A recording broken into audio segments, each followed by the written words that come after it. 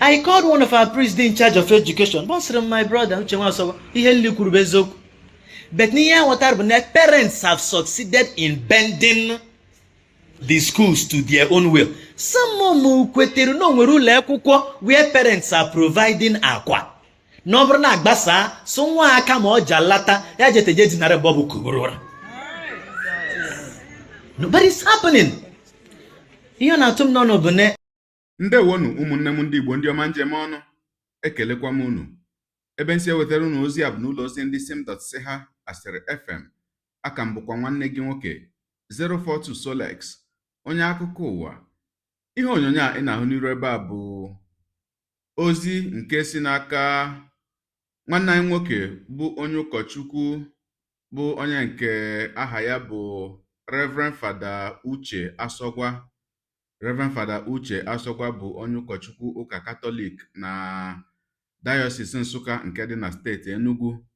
Ma ihe onyonyo a anyị ga-enyo anya na ya ugbu a bụ otu ozi ịdọ aka na ntị nke ọ na-enye wenye ọgbakọ ndị nne na ya bụ Diocese Nsukka, dịka o si wee na-agwa ha na o nwere otu ihe nke gbanwerela na otu ndị nne na nna ugbu a si wee na-azụ ụmụaka dị iche na otu esi wee zụọ anyị bụ ndị a torola eto ugbu a. Wee na-asị na ya bụ ihe na ọ bụrụ na elebeghị anya na ọ ga-emebiri anyị nnukwu ihe n'ọdịnihu. O wee sị na imirikiti n'ime ụlọ akwụkwọ ebe ụmụaka na-aga akwụkwọ ugbu a na-aga akwụkwọ na-anọ ogologo oge n'ụlọ akwụkwọ kwa ụbọchị, nke bụ na nwata gaa akwụkwọ n'ụtụtụ na mgbe o ji abata bụ na mgbede. Ma onye lechikwa n'anya azụ mgbe anyị gụrụ nke anyị, akwụkwọ na-agbasakarị na elekere mbụ nke ehihie ma ọkwa na elekere mbụ na ọkara bụ 1 o'clock to 1:30.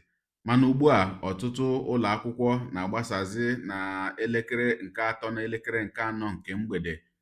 Ma ya nyomikwara n'anya na ya bụ ihe wee na-achọpụta na ọ bụrụ ndị nne na nna bụ ihe kacha akpata ya bụ ihe na-eme ndị ụlọ akwụkwọ ji wee na-etinyekwanụ na ụmụ akwụkwọ ga na-anọte aka n'ụlọ akwụkwọ, maka na ọtụtụ ndị nne na nna na ọ na-akaziri ha mma ka ụmụ ha nọọ ogologo oge n'ụlọ akwụkwọ karịa oge ha na ha ga-anọ n'ụlọ. Na ọtụtụ ndị nne na nna na-ahụtazi ha na ụmụaka ha ịnọ dịka nsogbu. Nke ahụ wee na-eme bụ nwata na-aga akwụkwọ ekunyere ya nri oge eri na nke oge eri n'ehihie, o wee bụwazịa mgbe ọ batara na mgbede. Ọ sị na nke kacha wee gbagojuo ya anya bụ mgbe ya chọpụtara na ụfọdụ ụlọ akwụkwọ nweziri ka ha na ndị nne na nna ụfọdụ si akpa, nke bụ na ndị nne na nna ga-ebute dịrị akwa wee donye n'ụlọ akwụkwọ, nke bụ na agbasa akwụkwọ ga-akpọlatakwarala ha nwa ha, si nwa ha nọrọgodo n'aka unu hiwe ụra.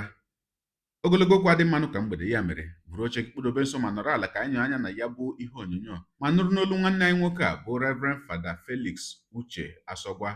Ya mere asịla na Solex si kama lere onyonyo ya. I said it on Sunday. I am not comfortable with the amount of time ụmụanyị spend n'ụlọ akwụkwọ. Mema Jumese, and I've come to find out no bụ parents bụ Shineka, no bụ ndị ụlọ akwụkwọ bụ Shineka. Asị m nne mgbe anyị dị ja before na ibido akwụkwọ ọ bụ ịgba ime oroma ekpọ ime kashu ụbọchị na meka ga-ebugere ntị gị na-emarụ n'oro mgbe iji ebido akwụkwọ. Nwọshụa na-ebido akwụkwọ ma nwatakịrị aba mmale gị ta ihe bụ memechi eweleta gị rizọtụ sị gị na ọ pasịrị. Gịnị bụ ihe ma ọ gụtara ọ pasịrị, ọ na-agbata first ma ọ bụ second. Ọ mara gị ma ọ magịte ha. And more okwu, and my pain bụ the role of a parent is being undermined by ihe a na-eme n'ụlọ akwụkwọ. Because mgbe nke anyị before na ije akwụkwọ na mamarụ nne gị azụ onye mara ihe, mamarụ nna gị azụ onye mara ihe, and azụ onye ka ọha like achọghị okwu na isi na ya la na ya agwa papa maọbụ na ya agwa mama. Somebody ukwu mehie isi adọ nwere n'ịla ka ijuma mama gị because you believe your mother knows all or your father knows all. Nwashu agaba before na nwatakịrị amara ihe na-edemeri eje n'ụlọ akwụkwọ. The teacher is now playing the role of the parent. Nwa gị latabeg ịgwa ihe ọsụgụ no, my auntie said. Na ọ beg gị na-akata na ọ gaba ntị ụlọ akwụkwọ ị ga-amaghịte ihe ọ gụtara, because most of those their aunties oyibo na ha amaghịte. And ebe vụrụ ihe ụmụ anyị ụmụntakịrị ga na-asụ n'anya oyibo it have finished, they have go. Ọ bụrụ na ọ bụkwa asụ n'ụka ma oyibo nkịtị ha ma emaghị concord, ha ma emaghị tenses, ha amaghị singular and plural. Ma ha na-ejekọ n'akwụkwọ vụrụ lunch box. Nwatakịrị nọ n'ụlọ akwụkwọ unu mana asịrị m that day n'oge ụfọdụ n'ihe mere onye ọzọ niile ga-aghọtacha na omume gị na-eshi. You understand it. Nwa be m Joel ebido n'ime ihe akwụkwọ na gbọpụtara na agbakwa nsị Angbole bụ nne m assembly ọsọ m nọ 10 minutes after 7. Nsi unu na-agbasa Angbole ọsọ m 4 p.m. M sịrị how ịgbasa afọ ị na-alarute Angbole because mgbe m jere akwụkwọ nke m agara m na University Secondary School. Anyị na-enwe break ebo in a day 1:30 na ya agbasa m akwụkwọ.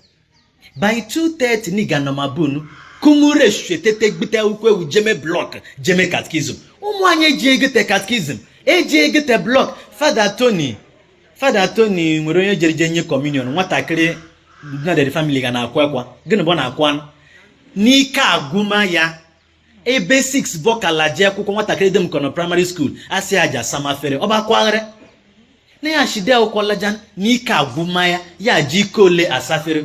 Oji time ole achọ ekwe akwụkwọ, oji time ole eme assignment, oji time ole zu ike mvụrụ ka onwe ike nghọta nke akụziri mmụta kwọta ọzọ. Ahụghị m ihe ọzọ na, and you know the painful thing, anọrị ala nọ n'ọrịa na nọchara oru mgba jenel exam unu kwọkọmanụ ụgwọ expo uru gunu bọgaba. I called one of our priests in charge of education. Bọsịrị m my brother Uche Nwasogo ihe nli kwuru bụ eziokwu. But niya water bụ na parents have succeeded in bending the schools to their own will. Some of kwetere no nwere ụlọ akwụkwọ where parents are providing akwa. Na ọ bụrụ na agbasa so nwa aka ma ọ jalata ya jeteje dinara bobu kuburura. No, but it's happening. Ihe na-atụ m n'ọnụ bụ na ọkụ ihuru echi bụ ha ebe ọ dị n'aka ma ga-ejidoge ha nwọcha echi le ya yara ya. Ọ bụ eziokwu nwanne ihe na-atụ n'ọnụ now. Ọ bụ emaghị mgbe ọ bụ ịnọdịga n'ụlọ nna lata owote ego chiji ilaba nwọcha ọkụ eletrik na-enwu na mmemaghịte mgbe bụ otutu na mgbebe ishu na mgbe bụ nyas ọha le na-agba mbọ ka ọja ga drọị. Mana biko do not neglect the quality of children you raise into the society. If not, this society, I'll tell you the truth. Everything is not about technology. My industry conscience solely could guide the use of those technologies and those amenities. The church needs to really train them. Mobile church. Bishop Ona would also always ask, but what is the church doing? But part of the church. Akwa ikirichala ya bụ ihe onyonyo gị onye ụwa onye na-egere akụkọ ụwa m ịmara nletu esi eme ya deera ebumnuche gị otu isi hụ ya bụ ihe nke ikiriri ugbu a na ngalaba okwu ka ịmara uche gị na inuche onye adịghị ya njọ. Daalụkwa gị na-eso eburu anyị sonye. Ekelekwa m gị wena asị gị jide ka iji onye asị ya jide ka o ji ịmara na nke o ji kacha mma. Ekpere m bụ na Chineke nna ga na-anọnyere gị ọpụpụ gị na mbata gị na-etinyere gị aka n'ezi ihe niile nke ị na-eme. Gị taa bụkwana mbụ ị na-ahụ ihe onyonyo anyị asị gị nnọọ onye gị na ya ka nọkwa bụ 042 Solex onye akụkọ ụwa n'iru akwụkwọ efere mba ụwa. Ya mere ọ bụrụ na ka m mere dị gị mma n'obi nwanne biko ọ bụ na Facebook na Instagram ka na-ahụ onyonyo apịara m follow, ọ bụ na YouTube ka na-ekiri ya bụ ihe onyonyo pịara m subscribe ya na mgbịrịgba anya n'akụkụ inwe ike na-enweta ihe onyonyo ndị ọzọ m ga na-ewetara gị n'ọdịnihu. Igbo ndị ọma njem ọnụ, Igbo mụrụ nze mụọ ọzọ, ekelekwa m unu wenasị na ọ ga na-adịrị unu niile mma o. Ise ngwanụ tụsawara m ihe onyonyo a na-atụsara m ya bụ ihe onyonyo na-apịrị m aka na share button. Ya mara gị mma ezigbo mmadụ.